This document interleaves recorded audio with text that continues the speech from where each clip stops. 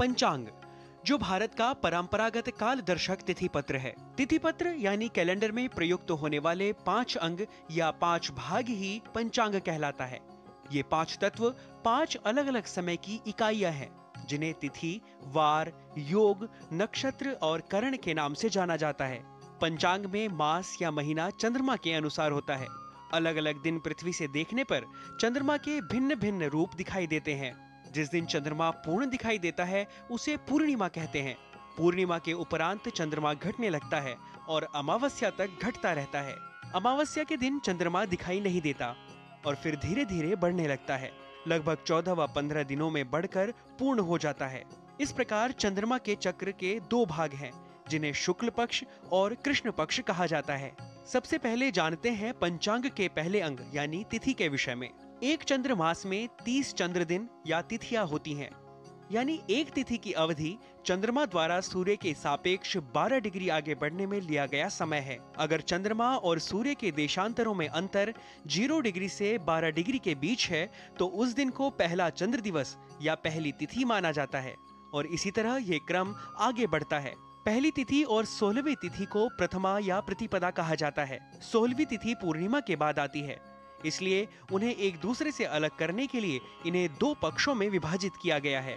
शुक्ल पक्ष की बात करें तो यह आरंभ की 14 तिथियों में और कृष्ण पक्ष 16वीं 29वीं तिथियों में होता है। इन तिथियों के नाम है प्रतिपदा यानी प्रथमा, द्वितीया, तृतीया, चतुर्थी, पंचमी, षष्ठी, सप्तमी, अष्टमी, नवमी, दशमी, एकादशी, द्वादशी, त्रयोदशी, चतुर्दशी, पूर्णिमा और अमावस्या। वार सप्ताह का दिन होता है, जिसे वासर के नाम से भी जाना जाता है।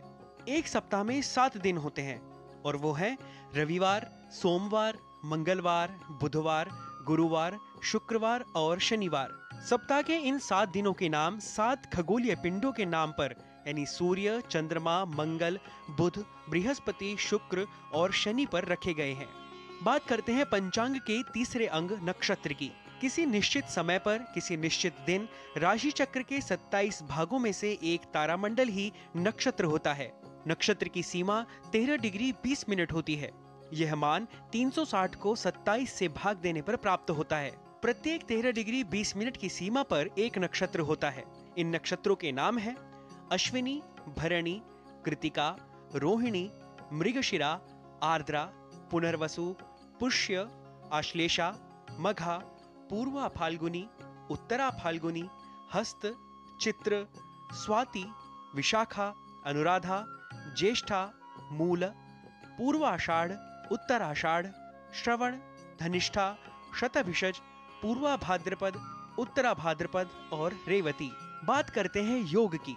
सूर्य और चंद्रमा के देशांतरों के योग को जब 27 समान भागों में विभाजित किया जाता है तब वह योग कहा जाता है।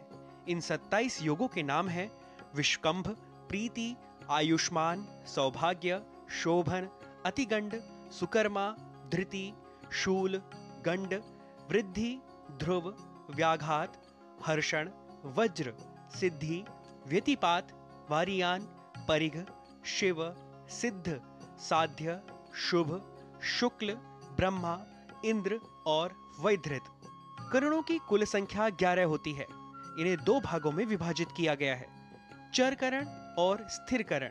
चर करण को 7 भागों में विभाजित किया गया है और वे हैं बव, बालव, कौलव, तैतिल, गर, वणिज और विष्टि। इसी तरह स्थिर करण को 4 भागों में विभाजित किया गया है और वे हैं शकुनी, चतुष्पद, नाग और किमस्तुग्न।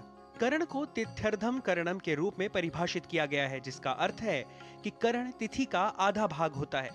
प्रत्येक तिथि में पहला आधा भाग एक करण होता है और दूसरा आधा अगला करण होता है। भारतीय कालगणना में तिथि पत्र में पंचांग का विशेष स्थान है और भारतीय समाज में व सनातन संस्कृति में पंचांग के द्वारा ही शुभ कार्य, नित्य कर्म, अनुष्ठान आदि संपन्न किए जाते हैं। Nitish Bhardwaj, GD news.